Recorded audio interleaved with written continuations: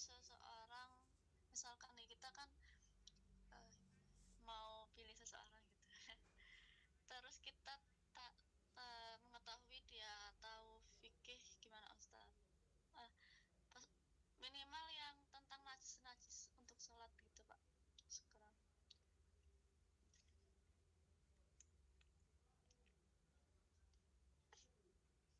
Ngerti nggak Pak maksudnya Pak? Ini zamannya banyak dan yang ditipu. Ya itu masalah Pak. Was Ya, laki-laki nipu, perempuannya nipu. Ya, tapi yang bagi merata saja, tidak semua ya.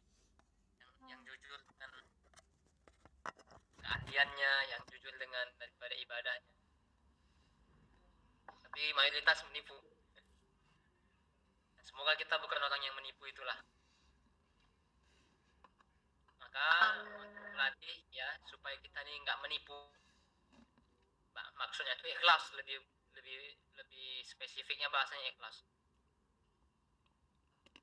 Ada 3 amalan yang harus kita lakukan supaya tertanam ikhlas yang mendalam di dalam hati kita nih.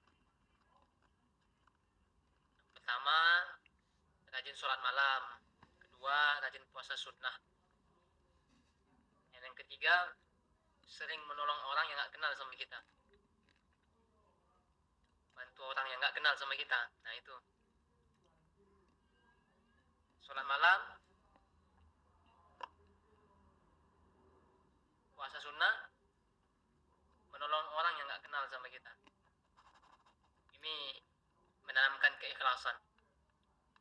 Sebagian pendapat dulu sampaikan guru anak-anak, lupa pula itu. Berbeda penyampaian beliau. Guru yang berbeda, tapi yang terakhirnya aja yang berbeda. Dua itu sama. Sholat sunnah, sholat malam, dan puasa sunnah. Nah itu kalau pengen jadi orang jujur ya, jujur terhadap amalan, jujur terhadap keilmuan yang udah dipelajarin. Tapi kalau kita ini belum bisa amalkan itu ya pasti kita dapat yang serupa aja sih dengan kita sebenarnya. Kita berusaha cari yang soleh, ternyata tiruan diri kita. Bisa soleha, bisa solehot kadang. Nah, dapat pula yang laki-laki bisa ke masjid, bisa dugem, bisa ngaji, bisa juga apa namanya menggergaji, goyang gergaji, kacau. Jadi jangan ya sampai menipu. Adapun kita yang berusaha jujur terhadap diri kita dan kepada Allah, hasil misalnya kita dapat hasil yang menipu lah, pasangan yang menipu, ya syukurin. Syukurin aja, syukuri, berarti itulah yang pilihan Allah yang terbaik untuk kita. Dan jangan sampai cerai. Jangan sampai cerai, ya saling introspeksi diri lah. Kalau kita terus yang disalahin, sabar aja udah. Cewek yang disalahin terus sabar, atau cowok yang disalahin terus ya sabar aja, nggak ada guna juga. Abghadul halal ilallahi talaqa. Perkara halal tapi dibenci Allah, cerai. Nah, maka jangan sampai cerai, dan semoga hubungan yang udah menikah Allah lancarkan sampai maut memisahkan dan bertemu lagi di surganya Allah Subhanahu wa taala. Di sini ada yang dokter atau bidan nggak? Ana mau nanya nih. Ana nih 2 minggu terakhir ini kalau kena AC atau kena angin hidung Ana gatal. Itu kenapa ya? Pokoknya mau bersihin aja. Padahal Ana nggak pilek, kalau di luar nggak pilek. Nggak ada kayaknya Pak, asin beda. Nur Aisyah itu bidan tuh, masuk dan enggak? Enggak pernah. Pak ini loh maksudnya Pak kok ke situ. Ya, jadi carinya itu apa? Minimal tahu adab lah. Tahu minimal cara pakai sendal lah ya, tahu dia. Cara pakai sendal, cara buka sendal, cara minum, udah itu aja udah. Pak, gini loh maksud Anda Pak. Iya itu. Jelasnya gimana cara mengetahui kalau dia itu bisa fikih sholat gitu loh, minimal najis untuk sholat gitu loh Pak, maksudnya kan kita nggak kenal. Ya memang betul sebenarnya. Anak ini jangan kan itu, kadang orang buang air aja di masjid tak ditutupnya pintu tuh, bayangkan lah, laki-laki ya, pintu tak ditutupnya sambil tegak juga, celananya pun panjang celananya tapi tak dinaikkannya. Aduh, anda bilang nggak sekali dua kali, puluhan kali mungkin ada sudah anda nengok begitu. Jadi hati anak pikir ya ampun, ini masjid tapi adabnya nggak ditetapkan gitu. Bukan merasa baik pula kita, tapi merasa tertampar aja. Berarti tugas dai ini masih kurang. Nah, tugas para pendakwah ini masih kurang, berarti belum maksimal. Sehingga masih banyak juga orang yang ke masjid cara istinjanya seperti itu, nah, cara buang airnya seperti itu. Aduh, kacau. Nah, adapun cara ingin mengetahuinya ya paling minim itulah Bu. Walaupun ini nggak fikih memang kan, yang anda bilang minum, cara pakai sendal ya, tapi paling minimnya tahu dia itulah. Atau untuk membuktikan dia pelajar ya, seminim-minimnya bisa hadis tentang cinta. Nah, bisa itu misalnya sanad apa namanya, musalsal bil awaliyah, itu paling minim sekali itu asli. Bisa kamu tanya hafal hadis musalsal bil awaliyah misalnya begitu, ar-rahimun yarhamuhumur rahman tabaraka wa ta'ala irhamu man fil ardi yarhamukum man fis sama. Minimal hafal itu. Hafal itu dia berarti berguru dengan guru yang benar lah, itulah ya, kesimpulannya. Hafal satu hadis itu aja ya, hadis tentang cinta, Mu'adz bin Jabal, ketika ada orang yang mengatakan Allahumma a'inni ala dzikrika wa syukrika wa husni ibadatik, ar-rahimun yarhamuhumur rahman tabaraka wa ta'ala yarhamu man fil ardi yarhamukum man fis sama. Minimal hafal itu. Tapi gimana kamu cara mau ngetes dia? Atau kamu tanya, abang pernah hafal hadis musalsal bil awaliyah? Apa itu katanya? Udahlah, ya udah. Nah, itu paling simpel aja sebenarnya. Makanya di sini nih wajib hafal lah Majelis Baitul Ahmad. Hadis itu ya, hadis yang kalau kamu belajar itu harus paling pertama yang kamu hafal itulah hadis tentang cinta. Jadi kita nih umat Islam nih sebelum belajar apapun diajarkan dengan cinta dulu, tentang cinta dulu kita diajarkan.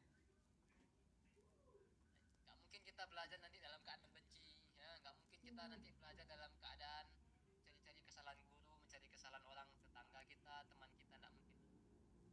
Karena pasti guru tuh ngajarkan hadis ini dulu, bukan innamal a'malu binniyat. No, sebelum innamal a'malu binniyat ini dulu hadis tentang cinta dulu dikasih paham. Jadi hafal kan, ya itu udah dulu hafal. Dan anak rasa pasti banyak yang lupa juga itu, mungkin pun lupa tuh, yakin anak. Nah, kenapa? Nah, kalau nggak lupa Bu Bin.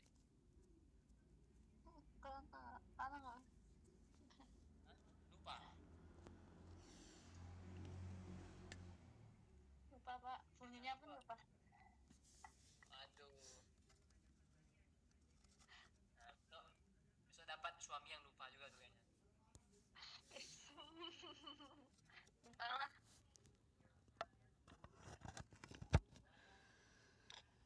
Ya, ada tadi yang ngasih tahu obatnya kayaknya. Mana tadi ya? Tahu. Ini Kim nih apa nih Kim?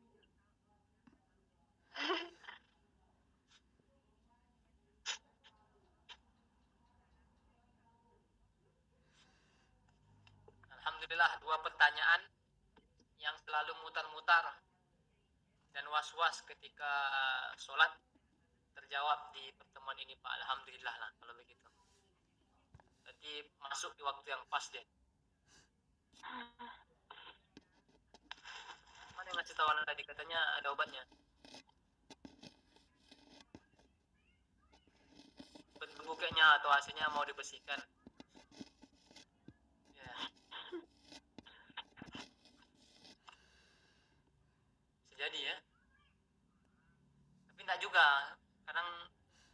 kayak gitu. Kalau nggak pakai masker kena angin, pilek lagi dia. Padahal anak nggak pilek,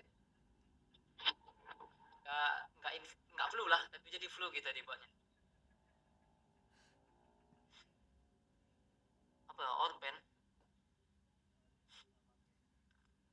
Ada lagi Pak minum orpen. Aduh. Ya, boleh lah nanti kita coba ya tanya orpen ya. Orpen.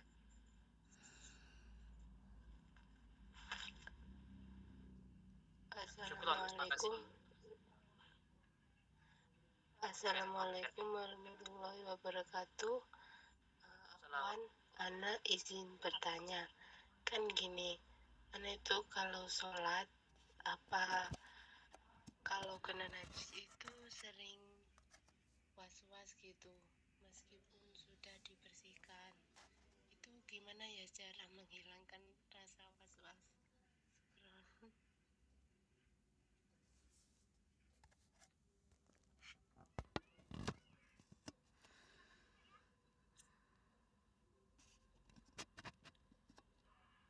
Oke ya.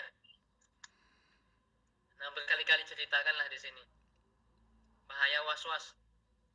Sampai setan yang masuk ke dalam tubuh kawan pun was-was. Jinnya ngomong sama anak, ajarkan saya mandi wajib kok, kata dia. Ajarkan saya berwudu. Aduh, aku berwudu was-was, kata dia. Mandi wajib was-was. Itu yang ngomong tuh jin ketika merasuki tubuh teman saya. Bayangkan, karena sering was-was teman kita nih, sehingga jin yang masuk pun jin was-was. Nah, jadi kita nggak perlu was-was. Kalau udah dibersihkan dengan cara yang saya sampaikan tadi, dengan cara yang udah saya sampaikan tadi, kalau kita dengarkan insya Allah masuk lah. Udah lepas saja, lepas saja. Nah, saya ini punya penyakit dari SMA malah, sul baul. Nah, nggak usah kalau yang paham sul baul, alhamdulillah. Lagi sholat, anak ini kan sehari-hari imam masjid lah, imam musola. Itu sering keluar kencing tuh lagi sujud. Tapi karena memang kita dah punya penyakit, apa yang mau diwas-waskan? Awal-awal dulu ya, aduh ini bahaya nih saya bilang. Tapi saya baca lagi referensi saya ulang-ulang supaya saya yakin nggak was-was. Nah, pede aja. Tapi ya nanti waktu masuk sholat yang berikutnya ganti lagi. Nah, maka kalau kemana-mana saya ini minimal bawa CD di tas tuh, bawa CD. Jadi jangan kawan nengok tas saya, karena ada barang di situ. Barang yang harta karun lah. Kalau ditengok kan nanti sama kawan bahaya, nanti difotonya, diapakannya, diviralkannya, malu kita. Nah, jadi nggak cuma saya juga begitu, harusnya kawan-kawan saya yang lain juga begitu. Kerja pun dia bawa itu. Tapi kita saling tahu aja, karena dia belajar fikih. Kita belajar fikih ya tentu bawa ya kan. Nah, begitu. Mereka bawa sarung juga kadang. Bukan kadang, setiap hari lah kawan anak yang satu tuh bawa sarung, dia ngajar, bawa sarung, bawa CD. Saking dia nih menghindari was-was tadi itulah. Ya, jadi yang bertanya tadi, kamu nggak perlu was-was lagi. Kalau kamu was-was sampai mati pun kita bakal was-was. Nggak tenang sholat, nggak tenang ibadah, nggak tenang apa yang lain, nggak tenang. Nah, coba Allahu Akbar. Yang rasanya tadi najis itu ya udah biarkan aja. Nah, kamu yakin kepada Allah, ikuti bacaan kamu itu, nah, tusukkan dalam hati, tasdidkan dalam hati. Dan kamu nikmati sholatmu seolah-olah kamu tuh sedang dilihat Allah Subhanahu wa Ta'ala. Karena hari ini kita banyak orang sholat tapi tak merasa dilihat Allah. Ya kapan lagi dia merasa dilihat Allah? Kalau di luar sholat aja nggak ingat Allah, apalagi dalam sholat aja dia nggak ingat Allah, apalagi di luar sholat, ya kan begitu. Ya, wallahu a'lam bishawab. Lanjut. Habis.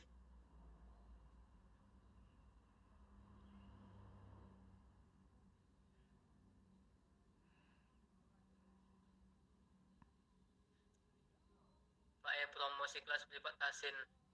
Tapi nggak usah lipat bilami full ya, yang mau masuk kelas tahfiz, kelas tahsin dengan teman saya Ustaz Arif ya, SPD. boleh gabung.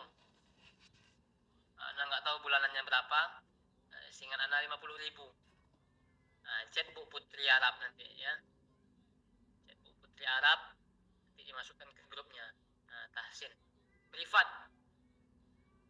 Nggak tahu berapa kali sepekan, tapi lebih sering sampai bisa insyaallah. Ya, masuk, silahkan masuk. Kena was-was mau nikah. Takut dia nggak bisa fikih dasar, nggak ngerti fikih nikah. Nggak bisa jadi imam sholat, was-was. Waduh. Akhirnya kena was-was umur 40 tahun baru nikahnya.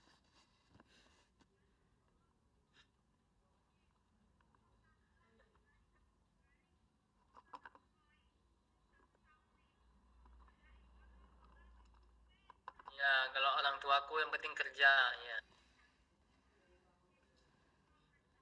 Qadiyah, Ana ada luka-luka bernanah plus darah kalau sholat nempel ke mukena sekejajadah dan berbekas ke mukena. Apakah saya harus mengganti mukena? Nggak perlu ganti. Nggak mungkin kamu cuci terus atau ganti mukena. Dimana ketika kamu sholat kamu tetap sah. Tapi ketika selesai sholat, bersihkan dia. Cukup bersihkan, nggak nampak lagi merah-merah darahmu itu, udah bersih sudah. Udah bersih dia, nggak nampak bentuknya, warnanya udah nggak nampak, bersih, udah. Nggak perlu was-was. Nggak perlu was-was. Sudah menjadi suci pakaianmu. Kecuali banyak darahnya ya sucilah. Cucinya pun dengan air yang mengalir, jangan air yang tergenang atau di dalam mesin cuci. Itu nggak mengalir dia, sehingga najisnya berputarnya dalam aliran itu doang kan. Tapi air mengalir, cuci. Cuci darahnya aja, bagian darah udah bersih. Paham? Aduh. Oke, kita tutup dengan billahi taufiq wal hidayah.